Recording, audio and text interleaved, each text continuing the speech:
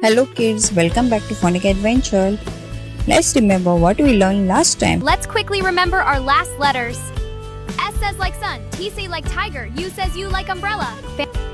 Today we are going to learn 5 more letters that are V, W, X, Y and Z. This is letter V. V is beep, for van. van. V says like van. This is letter W. W is for watch.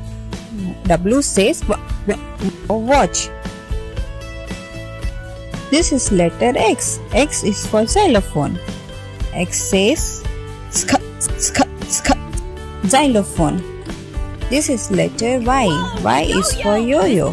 Y says yo-yo. This is letter G. G is for zebra. Look at those stripes! G says zebra. Let's play phonic game. What sound?